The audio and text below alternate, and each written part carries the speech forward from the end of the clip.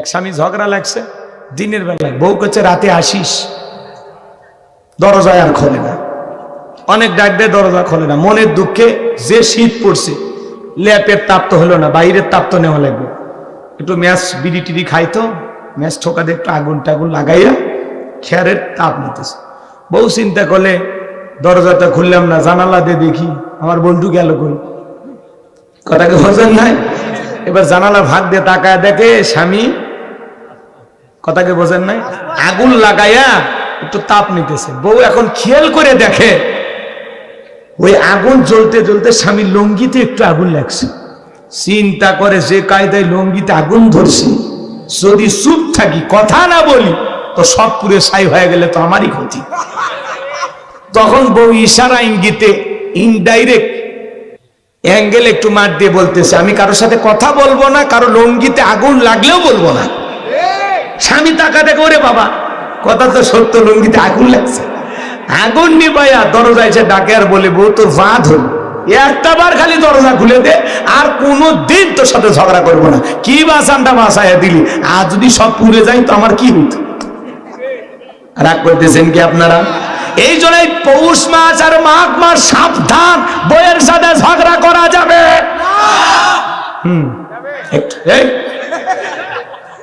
বাইরে থাকার ইচ্ছা থাকলে করেন। একদিন যে শীত পড়ছে বাইরে থাকলে দাঁত চাপিয়ে যাবি, ওই পিলাস দিয়েও খুলে দিতে পারবেন না। রাগ করতেছেন আপনারা? মানুষ গরিব হতে পারি, হুজুর আলু ভর্তা দিয়ে ভাত খায়, কিন্তু বউ কলত নিয়ে ঘুম নাকি? আর ধনী কুটিপতি, টিয়াকার গরমে বউ এক রুমে, স্বামী আলাদা, দাও কুড়েলে সম্পর্ক মিলেই না, কথা কয় না। টাকা বেশি ঝামেলা বেশি, টাকা কম দ্বন্দ্ব কম, কথা কি বুঝতে পারতেছে?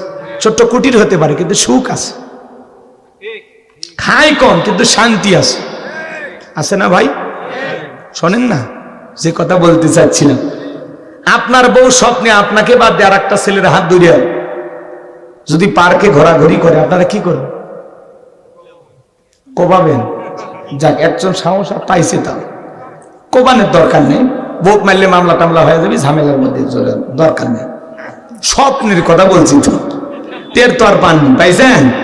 তার মানে আপনার বউ স্বপ্নে কি দেখে আপনি জানেন।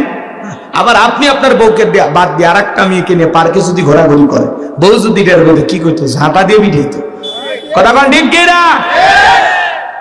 ল্যাপের ভিতরে লিত না, যে ঠান্ডা পড়ছে এই 2 মাস বয়সের সাথে ঝগড়া করবেন না। পৌষ মাস আর মাঘ মাস খুব সাবধান। দিনের বেলা ঝগড়া করছে, রাতে যদি কম্বলের ভিতরে ল্যাপের ভিতরে না নেয় কি হবে অবস্থা? তাহলে এদিক খেয়াল করেন, স্বামী কি স্বপ্নে দেখে বউ জানে না, বউ কি স্বপ্নে দেখে স্বামী জানে না, কথা বলে ঠিক কিনা? মাঝে মাঝে স্বপ্নে দেখি সাপ তারা করছে, ঘুমোতে করে দেখি সাপ খুঁজে পাওয়া যায়। মাঝে মাঝে স্বপ্নে দেখি বাড়ি ঘরে আগুন লাগছে, ঘুমোতে করে দেখি না সব ঠিকই আছে। মাঝে মাঝে স্বপ্নে দেখেন আপনি মারা গেছেন, বউ বাচ্চা কান্নাকাটি শুরু করে দিছে, ঘুমোতে করে দেখেন না বেঁচে আছি, কথা কয় না। আমি যে কথা বলতে চাচ্ছিলাম, পুরো পৃথিবীর ক্ষমতা আল্লাহ পাক 4 জন মানুষকে দিয়েছিল। জোরে বলেন কয়জন? এই 4 জনের মধ্যে 2 জন হলো ইমানদার আর 2 জন হলো কাফের।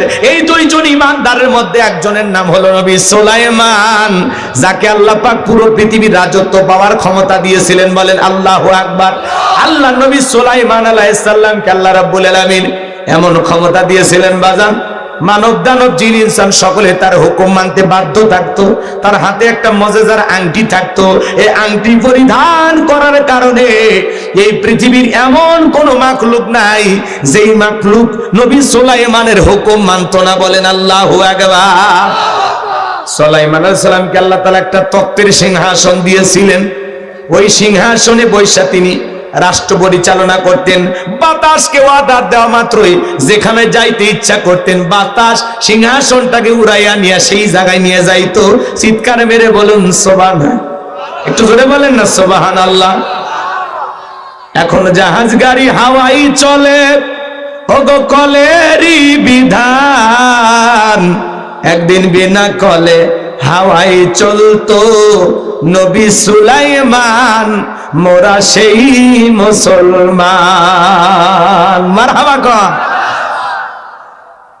একটু মন দিয়ে শুনবেন। নবী সুলাইমানের রাজত্বের কাহিনী যদি আমি বলতে চাই 2-3 ঘন্টা আলোচনা করে শেষ হবে না। নবী সুলাইমান একদিন জরুরত স্বার্থে আংটিটা খুলে এক জিনের হাতে দিয়ে গেছে যে হেফাজত করো।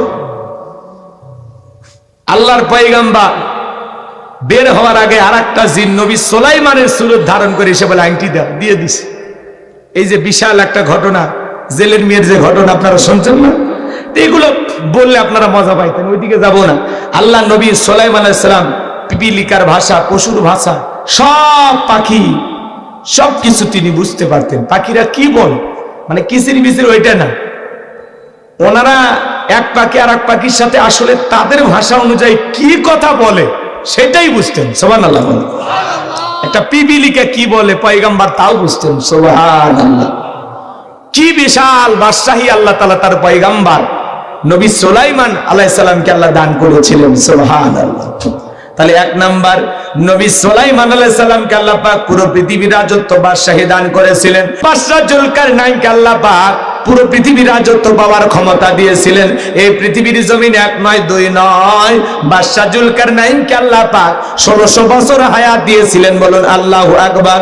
সূর্য উদয় হইতে সূর্য অস্তগামী পর্যন্ত, পূর্ব থেকে পশ্চিম পর্যন্ত পুরোটা পৃথিবীর ক্ষমতা আল্লাহ তাআলা বাদশা জুলকারনাইনকে দিয়েছিল। ইয়াজুজ মাজুজের ঘটনা আপনারা শুনেছিলেন, যে বিশাল প্রাচীর নির্মাণ করে দিয়েছিলেন যেই বাদশা, সেই বাদশার নাম বাদশা জুলকারনাইন। আল্লাহু আকবার।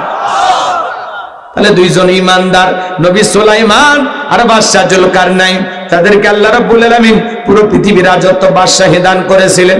আর দুইজন কাফিরকে আল্লাহ রাব্বুল আলামিন পুরো পৃথিবীর রাজত্ব পাওয়ার ক্ষমতা দিয়েছিলেন। এর মধ্যে একজন বাদশার নাম হলো জালেম বাদশা বখতেনাসর, যাকে আল্লাহ পাক পুরো পৃথিবীর রাজত্ব পাওয়ার ক্ষমতা দিয়েছিলেন। ওই জামানে আল্লাহ তাআলা তার একজন পয়গম্বর পাঠিয়েছিলেন, নবীর নাম হলো দানিয়েল। আল্লাহ নবী দানিয়েল আলাইহিস সালাম বনি ইসরাঈলদেরকে সুন্দর করে দাওয়াত দিয়ে বলেন, ইয়া বানি ইসরাঈল আযকুরু নি'মাতি আল্লাতী আন'আমতু আলাইকুম ওয়া আন্নী ফাদ্দালতুকুম আলাল আলামিন।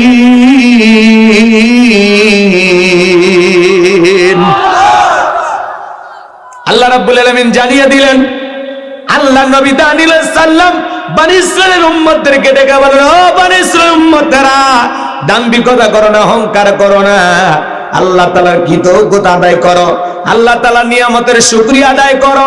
এক সময় তোমাদের বাপ দাদারা কৃতদাস ছিল, মানুষের বাড়িতে চাকরের কাজ করত, গোলামির কাজ করত। সেই গোলামির জিন্দেগি থেকে আল্লাহ পাক তোমাদেরকে স্বাধীন করেছেন, মুক্ত করেছেন। ও বনি ইসরাঈল উম্মতেরা, এখন আল্লাহ তাআলার সেই নিয়ামতের শুকরিয়া আদায় করো, এখনো সময় আছে, সেই রবের প্রশংসা করো। পয়গম্বরের কথা শুনে উম্মতরা ডেকে বলে, পয়গম্বর, পুরান দিনের গল্প শুনে লাভ নাই, বাপ দাদা কি করেছিল আমরা জানতে চাই না, আমরা ভালো আছি, সুন্দর আছি, বিধায় আপনার কথা মানার সুযোগ নাই। আল্লাহর পয়গম্বর ডেকে বলে, শোনো, এখনো সময় আছে, গাছের পূজা করো না, মাছের পূজা করো না, চন্দ্রের পূজা করো না, এক আল্লাহর ইবাদত করো, এখনো সময় আছে, তোমরা পরিবর্তন হয়ে যাও। আল্লাহর পয়গম্বর দানিয়েল আলাইহিস সালাম দিনে দাওয়াত দেয়, রাতে দাওয়াত দেয়, সকালে দাওয়াত দেয়, কোনো মতেই তারা দাওয়াত গ্রহণ করলো না। কারণ বনি ইসরাঈল উম্মতেরা ছিল ঠেটা, খুব বেশি চালাক, অতি চালাকে, খুব বেশি চালাক। পয়গম্বর এতই সুন্দর করে বুঝায়, কিন্তু না, পয়গম্বরের কথাকে তারা কর্ণপাত করলো না। আল্লাহ নবী দানিয়েল আলাইহিস সালাম তখন পরিশেষে দাওয়াত দিতে দিতে ক্লান্ত হয়ে বলল, শোনো, কোন কওমের মানুষ যদি, কোন জাতির মানুষ যদি দাম্ভিকতা অহংকার করে, আল্লাহ পাক তখন ওই জাতিকে সাইজ করার জন্য 2 ধরনের আযাব আর গজব পাঠায়। 1 নাম্বার হলো আসমান জমিনের আযাব আর গজব দিয়ে আল্লাহ তাদেরকে ধ্বংস করে দেয়, আর না হয় তাদের ভাগ্যে জালেম শাসক পাঠায় দেয়। এখনো সময় আছে, তোমরা পরিবর্তন হয়ে যাও। না, তারা কোনো মতেই পরিবর্তন হলো না। আল্লাহর পয়গম্বর এত করে বুঝাইলেন, তারা কোনো মতে যখন পরিবর্তন হলো না, আল্লাহ পাক তখন ওই কওমের মানুষের উপরে, ওই জাতির মানুষের উপরে বাদশা বখতেনাসরকে পাঠায়া দিলেন। দেশের জনগণ হবে যেমন, দেশের শাসক হবে তেমন। আপনি ভালো না হইলে দেশটা ভালো হবে না, আপনাকে ভালো মানুষ হওয়া লাগবে। কথা বলেন না কেন? আপনি 1 নাম্বার, আপনার নেতাও 1 নাম্বার হবে, আপনি 2 নাম্বার, নেতা হবে 2 নাম্বার। আপনি চিটার, নেতা হবে বিশ্ব চিটার। কথা কন না কেন? আপনি সৎ না হলে এই দেশে সৎ নেতা পাবেন না। কথা কয় না কেন? আপনি মিসে স্লোগান দেন, বল্টু ভাইয়ের চরিত্র ফুলের মতো পবিত্র, নামাজ পড়া না একত্র, গাঁজা খায় 5 ওয়াক্ত, ঘুমচুরিতে পাকা ভক্ত, শয়তানের 1 নাম্বার ভক্ত, হুজুরদের জন্য খুবই শক্ত, চুষে খাই গরিবের রক্ত। পোস্টারে লেখা আছে গরিবের বন্ধু, ভোট দিয়ে দেখেন গরিবের কয় নাম্বার শত্রু। 500 টাকা দিয়ে আপনার কেনা যায়, 500 টাকার জন্য আপনি পবিত্র আমানত বিক্রি করেন, আপনার দাম 500 টাকা। কি কথা কন না কে? 500 টাকার জন্য আপনি নিজেকে বিক্রি করেন, আপনার দিয়ে হবেটা কি? যেই দেশের জনগণ নির্বাচনের আগে হাত পেতে টাকা নিয়ে ভোট বিক্রি করে, এইরকম জনগণ দিয়ে দেশে কখনো ইসলাম প্রতিষ্ঠিত করা সম্ভব হবে না। এক পাগল তেঁতুল গাছের নিচে হাত তুলে বলে, আল্লাহ এ তেঁতুল গাছের রাজশাহীর ফজলি আম দে, রংপুরের হাড়িভাঙ্গা দে, নওগাঁ সাপাহারের আমরুপালি দে, চাপাই নবাবগঞ্জের কাটিমোনা আম দে। আল্লাহ তখন বলে, পাগল চোখটা খুলে দেখ কোন গাছের নিচে দোয়া ধরেছিস। তেঁতুল গাছের নিচে দাঁড়াইয়া কিয়ামত পর্যন্ত আম চাইলে যেমন পাওয়া যাবে না, নির্বাচনের আগে নেতার কাছে 500 টাকা 1000 টাকার বিনিময়ে ভোটটা বিক্রি করে উমরের মতো নেতা চাইলে এই দেশে পাওয়া যাবে না। যাবে না, কথা বলে ঠিক না? আপনি যখন বলেন আল্লাহ এই দেশের নেতাদেরকে উমরের মতো বানায় দাও, আল্লাহ তখন বলে, উমরের দেশে থাকার মতো জনগণ হতে পেরেছিস? আগে নিজে ভালো। গাছের গোড়া ঠিক, মাথা ঠিক। আপনারাই পারেন দেশটাকে নতুন করে সাজাইতে, আপনারাই পারেন দেশটাকে পরিবর্তন করতে। কথা বলুন ঠিক কিনা? সব দোষ নেতাদের দিয়ে লাভ আছে। একটা নির্বাচন করতে যায় যদি একটা নেতার 2-4 কোটি খরচ হয়, তো তুলবে কোথা থেকে? টাকা কি গাছের ধরে নাকি? এই জন্য তো রাস্তার বেহাল দশা, ডেলিভারি রোড। এখনো এই দেশে এই রাস্তা আছে, আর এই দেশের নাম বলে সিঙ্গাপুর। কিসের সিঙ্গাপুর? এখনো মদনপুরি হয়নি। এটা রাস্তা, হ্যাঁ এটা রাস্তা। রাগ করছেন আপনারা? কে রে ভাই, বৃষ্টি হলে আপনারা যান কেমনি? আমি তো মাথা খেলে না। ওরা এসে দেখেন মাইক ধরে আর কান্দে আর বলে, এই বৃষ্টির দিনে আপনাদের কাদো হয়, ছেলে মেয়ে স্কুলে যেতে পারে না, আমাকে একটাবার সুযোগ দেন, আমি পাকা করে দেব। রাস্তা পাকা করবে না, আর পকেট পাকা করবে। সব ধান্দাবাজ, সিটিয়ার। কথা কর। খালি ওয়াজ করলে হবে না, মাঝে মাঝে ওয়াশও করা লাগবে। যাই ভোট চাপের আসবি, ভাই কোন রাস্তা দিয়ে আসছেন? কি রাস্তার কি পিচ আছে? কয় না, আগে করে। আমরা নতুন পিচের উপর দিয়ে হাঁটে যাই, আপনার মার্কা ছিল মেরে আসবে। না হলে নলগড়িয়ার মানুষ ভোট কেন্দ্রে যাবে না। আল্লাহর ফেরেশতাও নির্বাচনে দাঁড়ালে দরকার নেই। ভাগ্যের উন্নয়ন হয় না, এটা রাস্তা হয় না। ভোট দিবে যাবেন কার? বাড়ি তো ওই দিন বোক সময় দিবে। কথা কয় না, কাক ভোট দিবে যাবেন?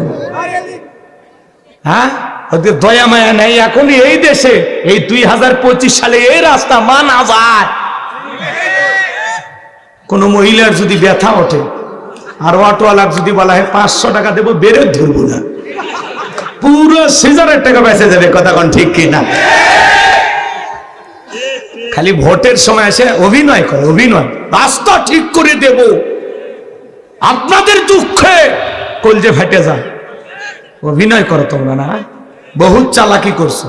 আগে কাজ করো, না হলে আপনারা কিয়ামত পর্যন্ত ভোট দিবে যাবেন না। কি ভাই, কি হয়েছে? আপনাদের পক্ষে কথা করছি না, তাহলে আপনারা রাগ করবেন কেন? কথা ঠিক আছে? এই কথাগুলো যদি ওরা একবার শোনে, ওরা কবে হুজুর কি দিয়ে গেল হে। দেওয়া তো কমই হচ্ছে, আরো দেওয়া লাগতো। ভাগ্যিস ভালো এখন কেউ নাই, দিয়ে আর লাভ হচ্ছে না।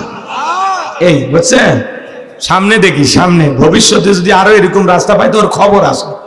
ওই চাঁপাবাজির সিঙ্গাপুর আছে, কিন্তু আসলে এই দেশ এখনো গাজীপুরি হয়নি। কথা কোন ঠিক কি না? রাগ করতেছেন ভাইরা আমার, সামনের দিকে যাই বাজান। যে কথা বলতে চাচ্ছিলাম গভীর মনোযোগ দিয়ে কথাগুলো শুনে যান। সমাজ পরিবর্তন হবে সেই দিন, আমরা নিজেরা পরিবর্তন হব সেই দিন।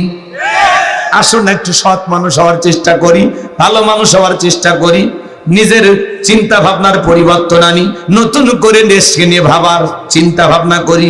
আল্লাহ বোঝার তৌফিক দান করুক, জোরে বলুন আমিন। আমি গুনাহগার যে কথা বলতে চাচ্ছিলাম বাজান, গভীর মনোযোগ দিয়ে কথাগুলো শুনে যান। আল্লাহ রাব্বুল আলামিন তখন ওই বনি ইসরাঈল উম্মতের উপরে জালেম বাদশা বক্তেনাসরকে পাঠায় দিল। বাদশা বক্তেনাসর ক্ষমতার চেয়ারে বসার পরে হাজার হাজার মানুষকে গ্রেফতার করতে লাগলো। শুধু তাই নয়, আল্লাহ নবী দানিয়েল আলাইহিস সালাম সহ তার ৭০,০০০ উম্মতকে জেলখানায় বন্দী করলো। আল্লাহ নবী দানিয়েল আলাইহিস সালাম জেলখানায় বন্দী হওয়ার পরে উম্মতদেরকে ডেকে বলে, কি ব্যাপার, কই গেল তোমাদের গাড়ি বাড়ি, কই গেল তোমাদের টাকা পয়সার অহংকার? এই দিনের ভয় তো আমি তোমাদেরকে দেখাইতেছিলাম। উম্মতরা ডেকে বলে, পয়গম্বর, আপনার কথা যে দিবালোকের মতো সত্য হবে আমি বুঝতে পারি না। আপনি যে আমাদেরকে নিয়ে এত ভাবেন আমরা বুঝতে পারি নাই।